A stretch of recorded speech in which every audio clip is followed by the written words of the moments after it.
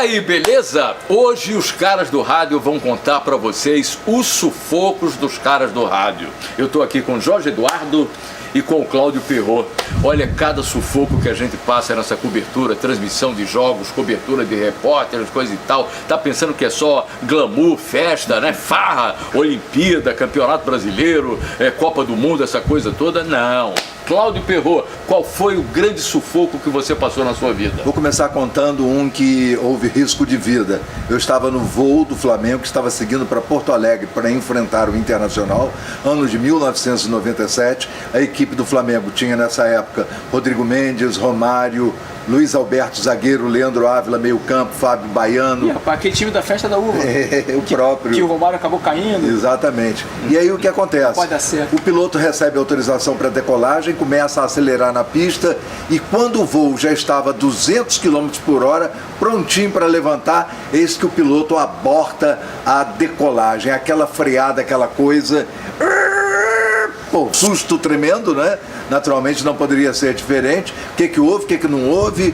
Rapidamente o avião foi cercado pelos oficiais da aeronáutica, corpo de bombeiros, jogaram aquela espuma branca. Enfermeiras maravilhosas. Puxa vida, tudo que tem direito. E aí ficamos trancados dentro do avião, porque a turbina tinha sido desligada com um calor infernal, quase 2 horas aproximadamente, e o piloto diz, olha, o que aconteceu foi o seguinte, nós estávamos prestes a levantar voo, quando o computador da cabine acusou que uma turbina estava pegando fogo. Aí, obviamente, eu abortei a decolagem. Vamos voltar agora para o nosso ponto de saída, não vai ter tratorzinho puxando a gente, nós vamos com os nossos próprios recursos. O avião não andou nem 10 metros quando houve uma grande explosão. Pumba! Coisa de louco. Que tiro foi esse? Que tiro foi esse? Que tiro foi esse? Que tiro foi esse que tá um arraso? Que tiro foi esse? Que tiro foi esse que tá um arraso? Um dos pneus havia furado porque ele tinha sido fritado na hora da decolagem. Ficamos mais um tempão presos dentro do avião. Quando as portas foram abertas, a companhia Varig nos serviu champanhe, caviar, não é cascata, tinha tudo isso e olha que você muito não morreu. mais. Se você tivesse morrido, teria sido um banquete. Aí eu corri, peguei um orelhão no aeroporto do Galeão e comecei a transmitir para a Rádio Tupi. Olha aqui, o voo do Flamengo que ia para Porto Alegre, teve fogo numa das turbinas, um dos pneus estourou e um cara grandão atrás de mim, ouvindo minha transmissão, eu só olhava para ele assim, é mentira, é mentira, é mentira.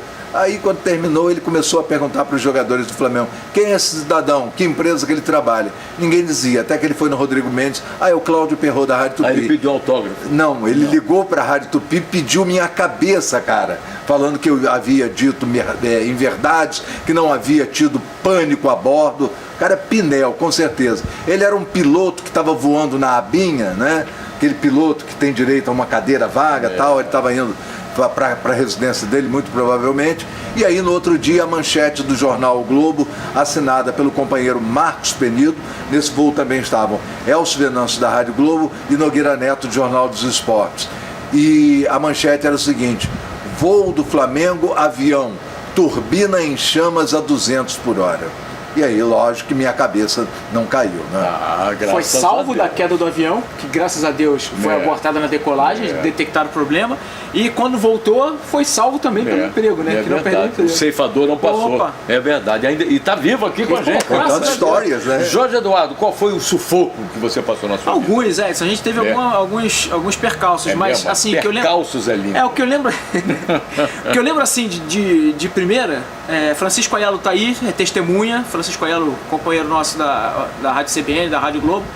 Na época a gente trabalhava junto no Sistema Globo de Rádio e nós fomos a Campinas fazer um Vasco e Ponte Preta. Lá no Moisés Lucarelli, aquele estádiozinho que lá em cima você vê passar a estrada de ferro, passa lá o trenzinho, é legalzinho e tal, mas nesse dia foi sufoco. Acabou o jogo, o Vasco venceu, o Mineirinho era o operador de áudio, aí desmontou os equipamentos, botou nas cases e tal, guardou na mala do carro. Entramos, eu, Aiello e o Mineirinho dentro do carro para voltar para São Paulo, que a gente estava em São Paulo para dormir e voltar no dia seguinte para o Rio. E aí, saindo do estádio, carro logotipado da CBN e tal, a gente sai para uma rua lateral para poder pegar a BR e voltar para a capital paulista. Só que nessa ruazinha lateral era a rua que era sede de uma das torcidas organizadas da Ponte Preta, da Macaca. E aí tem sempre um gaiato que passa mais devagarzinho na frente do carro, tira Pra uma tirar onda, fala uma besteira, aí chega o outro, aí junta e tal. Quando a gente percebe, já tem uns 20, 30 caras na frente do carro. E aí o mineirinho parou o carro, ficou olhando pra ver o que faz, o que não faz. Eu falei, cara, ou você vai pra frente ou você vai pra trás. Se ficar parado, a gente vai virar comida de macaca. Aí olha pro retrovisor, já tem mais uns 20, 30 caras atrás, enfim, cercaram o carro, começaram a dar chute na lataria, bater, balançar, xingar e tal, até que o mineirinho acordou, meteu lá uma primeira, foi acelerando e da forma como dava, os caras foram pulando igual macaco mesmo no galho. Pulando e socando e batendo. E batendo, e xingando, e sacudindo, e jogando coisa em cima, e a gente conseguiu sair, graças a Deus a gente chegou são e salvo na capital paulista. Mas, olha, dizem que não passa nem agulha, é pior, porque dá vácuo. É mesmo? Chupa pra dentro, vai, você, assim? Você trava Edson, você tem espera sufoco? passar. Tem o sufoco. O primeiro sufoco que eu passei foi numa das primeiras coberturas que eu fui fazer pela Rádio Gazeta de Alagoas, quando eu trabalhava lá em Maceió. Eu fui fazer a cobertura de um jogo em Arapiraca, rapaz. Lá em saí de Maceió, fui para Arapiraca fazer a cobertura de um jogo Quem nasce em do Arapiraca CSA. é Arapiraquense.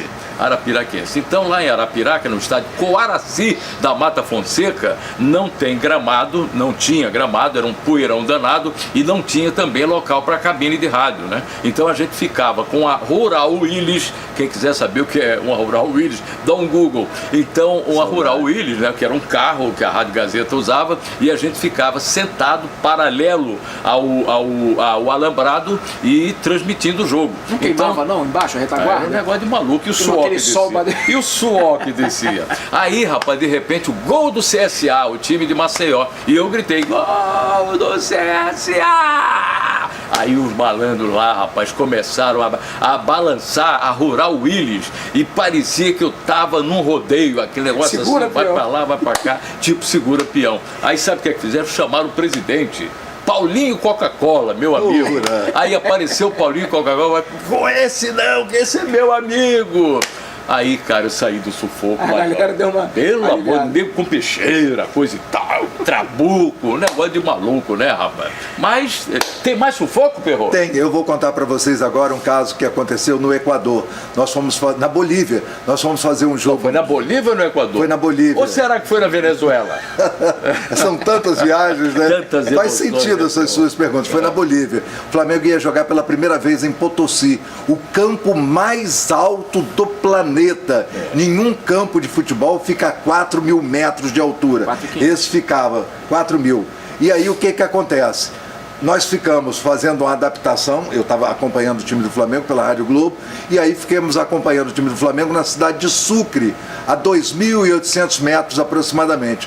No dia do jogo, nós fomos aquelas montanhas que dão a impressão de ser de cascalho, as pedras rolavam, mas rolavam mesmo, o carro tinha que ir assim. E um motorista, um boliviano, nós alugamos um Não era carro. show do Rolling Stones, não? Parecido. Os pedras rolando. E aí o que acontece? O carro dá defeito no meio da viagem. E a gente saiu com grande antecedência, mas não passava ninguém. O máximo que você via a cada 40, 50 quilômetros eram postos do exército boliviano. Então uma lhama daquela passeando. E aí, moral da história, o carro deu defeito, ele entra debaixo do carro para trocar uma tubulação que tinha lá embaixo, e no momento que ele está com a chave, né, aquela chave de rosca, ele pega e corta o dedo. Simplesmente ele corta o dedo, né? E aí, meu amigo, que aflição. Era o Lula? Como se fosse. Cortou só essa parte do dedo aqui, sangue jorrando, e o cara com uma calma ia lá dentro do painel do carro, pegava Muito umas chá de folhinhas, coca, né? chá de coca, Mas pegava chá de coca, começou a mastigar o chá de coca, e enrolou essas fitas adesivas, o pessoal que trabalha em produção sabe da importância dela, enrolou o dedo no fita adesiva, trocou a peça, seguimos viagem. Ele tinha um outro táxi na cidade de Potosí. Ele morava em Sucre, mas tinha um táxi em Sucre. E aí na volta, depois do jogo, onde pegamos temperatura de -1 grau, debaixo de chuva. Nesse jogo, inclusive, o companheiro Eric Faria teve a imagem congelada, mas congelada mesmo, ele endureceu. A imagem? Ficou, ele que ficou congelado. Ele que ficou, virou gelo, mas virou congelou gelo. mesmo. Depois do jogo ele teve que ser jogado numa banheira quente, ser aquecido. Olha, foi uma coisa de louco. Isso. E o motorista na volta veio com aquele indefectível, aquelas folhas de coca mastigando, eu já não aguentava mais. Falei, não tem como separar com isso. Ele nem se dignificou a me responder, dignou. Tem outro sufoco, Jorge Eduardo? Tem de xingamento, de ameaça de agressão, isso tem. Mesmo? Já foi agredido alguma vez? Olha, não, agredido... Tapa na careca, assim, pá! Não, mas já fui ovacionado no estádio Aniceto Moscoso. Que isso? Você que gosta de campeonato carioca? Jorge. Não foi bem não assim. Foi isso, não? Campo do Madureira, ali na Conselheiro Galvão, Flamengo e Madureira. Imagina o Flamengo jogar no estádio. Se fazia muito isso, hoje em dia que não pode, mas aquele estádio pequeno, acanhado, para imensa torcida do Flamengo. Do lado do Mercadão de Madureira. Do lado do Mercadão. A torcida do Flamengo ficava na parte oposta à social do Madureira, ficava na parte do sol, o vestiário embaixo da arquibancada, naquele calor estúpido do verão do Rio de Janeiro. E aí tá na hora de pegar a escalação para passar para a cabine, né? Porque o locutor fica naquela. 10 horas antes do jogo, o locutor quer a escalação na mão para não dar. E vai, Jorge Eduardo, vai lá, do outro lado para pegar a escalação de frente para a torcida do Flamengo. E a torcida do Flamengo, viado! Viado! Aí eu fui sendo xingado de viado e chovendo tudo que era coisa em cima de mim e tal, entrando abaixadinho para pegar a escalação. Peguei a escalação. Aí volta o Jorge Eduardo aí de novo a galera. para a posição de transmissão. A galera do Flamengo me chamando de viado. E na volta, para passar a escalação para a cabine, pro locutor, aí o locutor xingou você. Não, a torcida do Madureira. Essa escalação, seu viado. Filha da puta. Quer dizer, eu fui viado e filho da puta no mesmo dia. É mesmo? No mesmo jogo. E o locutor ficou feliz, satisfeito. Bingo, foi ele que botou lá dentro. Olha, uma vez, rapaz, eu tava em La Plata, na Argentina, fui fazer um jogo da Libertadores da América. O negócio de Libertadores é uma guerra mesmo. Aí eu fui a La Plata fazer um jogo entre Flamengo e Estudiantes de La Plata, eu e o Elcio Venâncio. Aí chegando lá no estádio, né, do Independente, o antigo estádio do Independente, era um estádio descoberto e tava um frio desgraçado, temperatura de 1 grau, alguma coisa assim.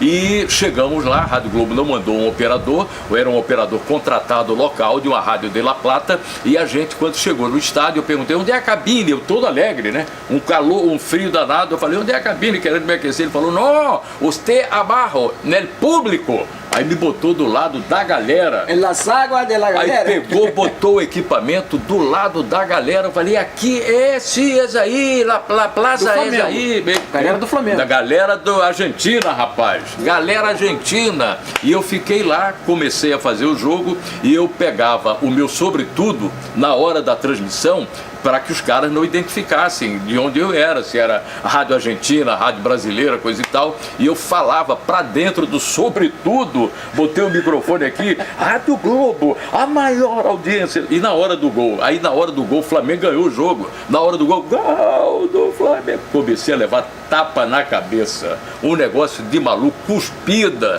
no meio da galera. Então não é moleza não, esse negócio de cobertura esportiva. Eu vou contar a seguinte história. O empresário do jogador Roger Flores, que hoje é comentarista de TV, como é que é o nome dele mesmo?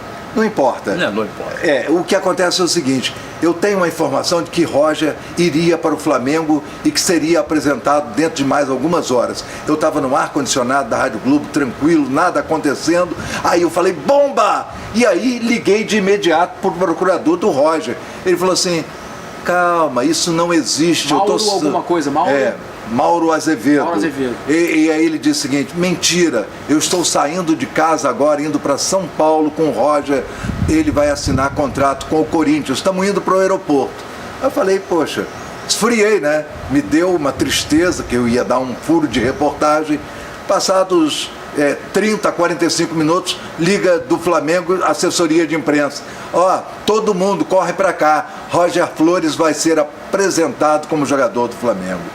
Meu Deus, eu corri, dei a notícia no microfone da Rádio Globo e fui para a Gávea. Chegando lá, eu dou de cara com esse cidadão, o auditório cheio. Eu falei assim, você não é homem, você é mentiroso. Assim, Paguei barraco, virei barraco mesmo. Mereceu. Você não é homem, Mereceu. você é um sem vergonha safado. Que Olha, isso, Perro? Juro por tudo. Perro, e você que é um eu cara posso dizer. educado. Sou muito educado, mas desta feita eu pedi. Eu tenho que cuidar dos interesses do meu atleta. Safado que você é, isso? mentiroso.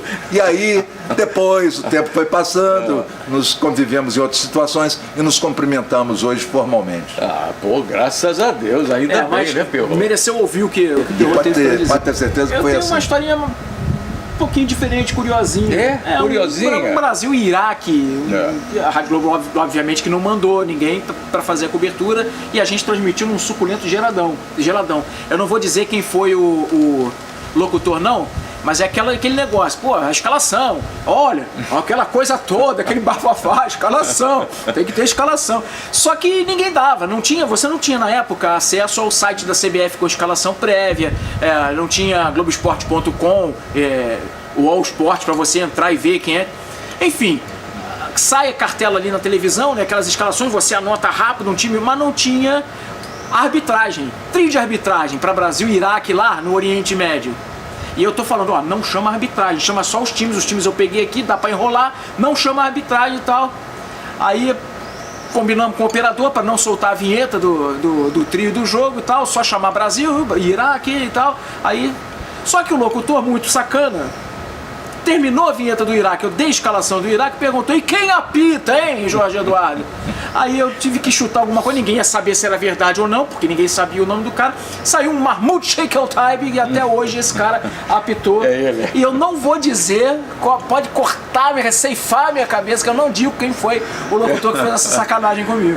Mas acontece, isso acontece. Então isso é bom para você ver que nem tudo realmente, né, é esse glamour todo, viagens, Cláudio Perrot com jantares na Embaixada do Brasil, não sei França, onde, na França. Recebido pelo Macron. Pelo Monsieur Macron, coisa e tal, Jorge Eduardo aí também fazendo as suas Lá em farrinhas, Madureira, pelo Elias Madureira, é verdade, começou a trufas em Madureira.